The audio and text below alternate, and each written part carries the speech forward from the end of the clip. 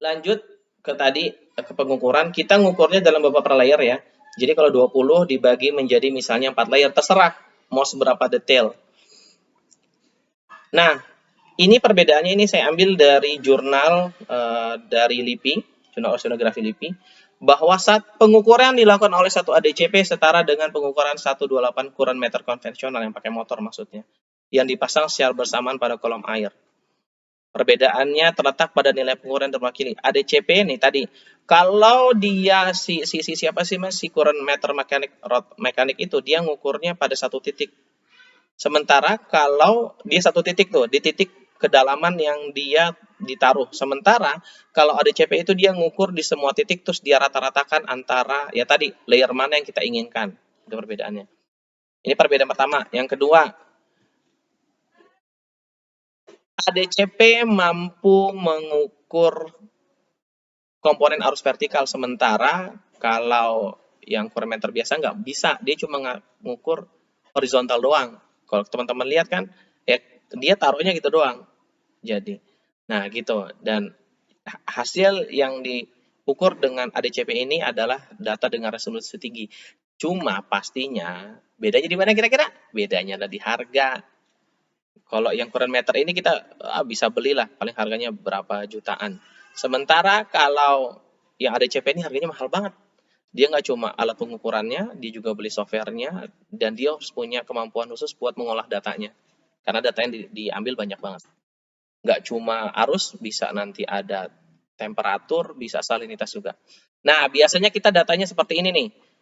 15 menit biasanya sudah cukup. Jadi dia ngerekornya per 15 menit. Misalnya kita setting si ADCP itu buat 3 kali 24 jam di dalam air. Ya udah, habis itu apa namanya? Uh,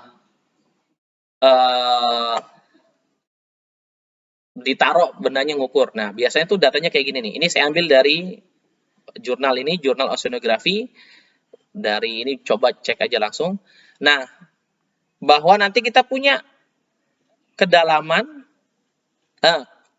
data per kedalaman. Oke, per layer 1, layer 2, layer 3, sehingga kita punya rata-ratanya juga. Nah, terus berikutnya kita punya, apa namanya nih, kita punya, sebelumnya kita punya namanya windrows, mawar angin, wave rose, mawar gelombang. Nah, kita punya sekarang current rose, mawar arus. Mawar arusnya per lapisan yang tadi kita inginkan. Ini ada berapa dibagi menjadi 6 lapisan kedalaman. Gitu. Oke. Itu tadi metode Euler, sekarang kita masuk ke metode Lagrange. Metode Lagrange itu adalah biasanya menggunakan pelampung. Jadi apa? Tadi alat pengukurnya kita cemplungin ke laut, terus dia ngikutin arus laut itu berjalan. Oke. Ini yang salah satunya nih, nyebutnya Autonomous Lagrangian Circulation Explorer. Jujur aja saya belum pakai, ngeliat aja belum pernah nih, cuma ngeliat di itu doang, di apa namanya, di YouTube doang nih. Sama di jurnal-jurnal doang, karena emang nih pengukuran canggih banget nih. Jadi dia nanti turun naik bisa ngikutin apa namanya kolom air turun naik. Dia selama dia turun naik bisa disetting berapa lama nih dia harus melaut. Sebulan kah segala macam nanti diambil alatnya. Selama dia drifting, nyebutnya juga salah satu nyebut alatnya ada drifter karena dia ngedrift. Ngedrift tuh maksudnya ngapung, ngikutin arus laut. Selama dia ngapung, selama dia turun naik, dia langsung ngirim data ke satelit. Jadi selama itu datanya direkod terus tuh banyak nih. Ini buat penelitian itu canggih banget nih. Gimana orang tahu, gimana ilmuwan tahu tentang yang namanya arus termohalin, salah satunya adalah dengan memakai alat ini. Dia cek, oh ternyata berjalan ya, kita lihat. Oke. Aplikasinya metode Lagrange ini adalah kalau kita ingin melihat pola pergerakan arus dalam daerah yang luas. Contohnya, tadi kita ingin belajar parameter oceanografi fisik. Tadi arus termohalin, arus lanina, bukan arus, maaf, fenomena lanina, fenomena yang lain segala macam itu pakai drifternya dia bisa.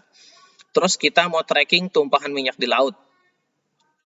Ya kita mau nge-tracking nih minyaknya kira-kira akan kemana lagi nih ya. Udah kita tinggal taruh barang apa drifternya, terus kita lihat dia ngedrift kesekian. Oh berarti kita harus nanti si tumpahan minyaknya tuh di apa namanya dimitigasi biar nggak ke daerah-daerah ini.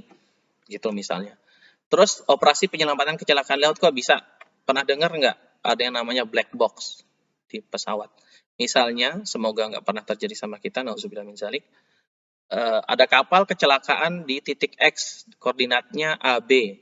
Maka si tim SAR itu akan mencari black box, nggak cuma tim SAR sih namanya, pokoknya KNKT gitu, Komisi Nasional Keselamatan Transportasi, itu dia mencari black box-nya bukan di titik si prediksi si kapal, si pesawat itu jatuh, enggak. Nah, salah satu caranya ada dia taruh drift.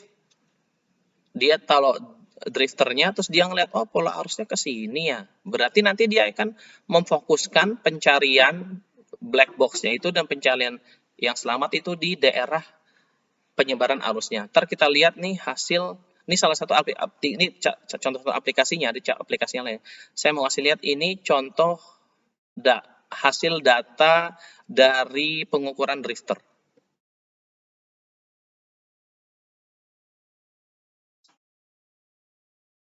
Lihat, ini contohnya.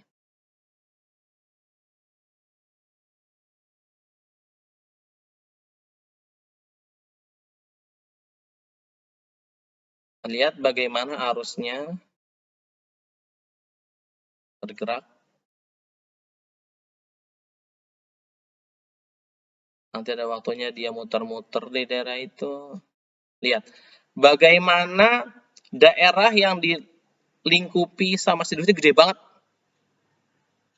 Ini harusnya lumayan cepat nih. Dia membentuk eddy, putaran apa namanya sih? Ya, apa ya eddy itu bahasa Indonesianya? Pokoknya membentuk eddy.